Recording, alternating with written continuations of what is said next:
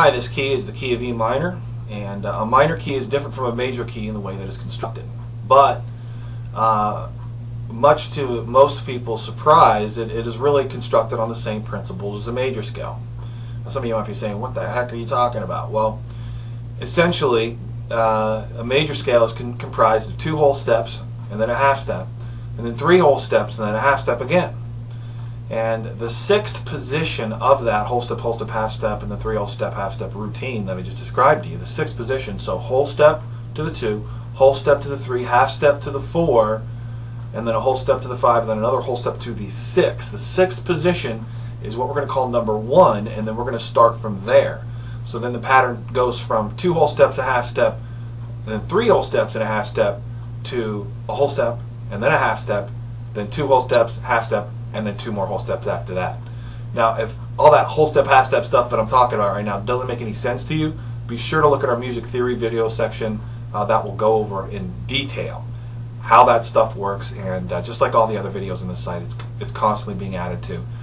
There's going to be a lot more, so if there's anything under construction, you can expect it to not be under construction for very long. We're moving very fast here, and there's going to be a lot of really cool stuff, which I myself will be adding in the future. So stay tuned. So let's go over E minor real quick and the chords in the key of E minor. And remember, in all these videos, we're dealing with the 1st, the 4th, and the 5th chord of each key. And in the key of E minor, if you download the corresponding PDF for this lesson, you'll see that the 1st, 4th, and 5th chords, just like in the key of E minor, okay, the 1st, 4th, and 5th chords are all minor chords. So E minor is the 1st, A minor is the 5th, and then B minor, or B7, if you will. You can make the 5th chord a 7th chord anytime you want. It's the dominant 7. There are some rules to that, and there's different flavors and ways to move it around, but just know that the 5th chord in any scale can be turned into a 7th chord, and it really sounds kind of cool. And that's what we've done here. So the 3 chords that we're going to be messing with are E minor, A minor, and B7. So let's take a look at those real quick. So E minor is down here, and you want to use these 2 fingers, your middle and your ring finger, for E minor. Okay? And then for A minor is right next door, so you just move this stuff to the adjacent strings over here, and there you have A minor.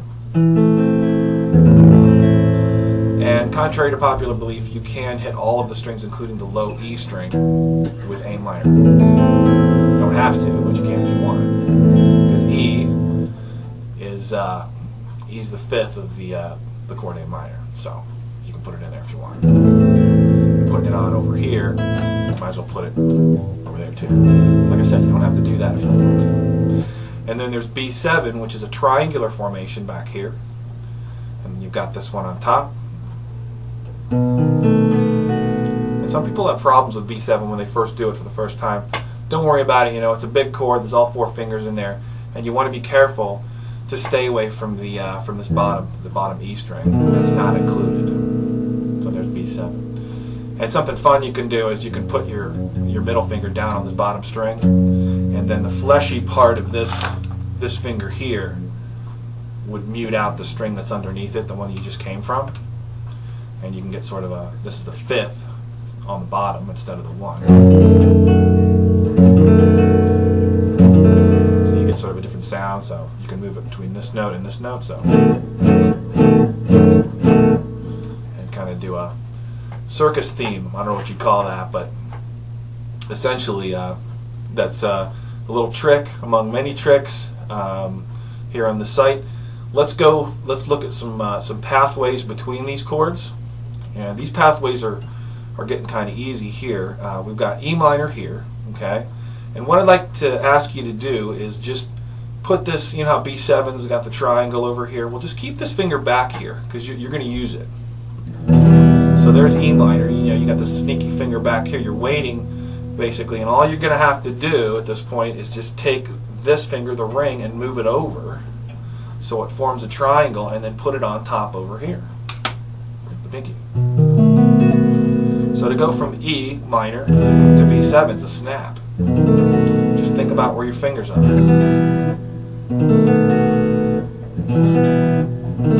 I'm just moving a couple fingers, that's it. Sometimes you got to jump like an acrobat, like a trapeze artist, but usually it's just boom, it's right there. And the more of these little shortcuts you get, the better you're going to get, the faster you're going to get better. Okay, so without strumming, just go ahead and do this and just get used to it. Okay. All right, let's look at E minor with going to A minor.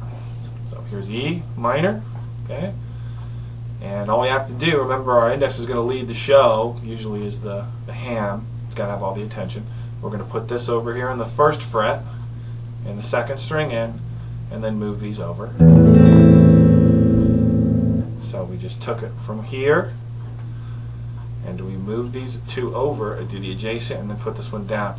We can do it that way, but a better way is to lead with your index, boom, right? So E minor, index down on the second string and on the first fret, boom, move these over, and you're at A minor. Try that a couple times without playing it.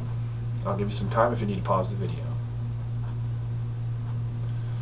Okay, let's go ahead and get started on the practice progression. Looks like we're doing E minor, A minor, E minor, B7 for the first line. And then E minor, A minor, B7, and then E minor. And the second line there, you see how the last two chords are flipped around? That's a real effective little trick. So if you get four chords that sound really good together, the second time you do them, take the last two chords and just flip them. It's just called a flip, and it adds some rhyme to your song, and that comes with form and songwriting and stuff. And to understand that better, in our songwriting section, we explain how that works. So please be sure to check that out and download the 4 MP3 files over here. It should be in the description for this video. One's played at 40 beats a minute, then 70, then 100, then 130. I'm just going to take it real easy here, middle of the road speed. So let's go ahead and gear up and get started. And if you're not ready yet, of course you can download those files and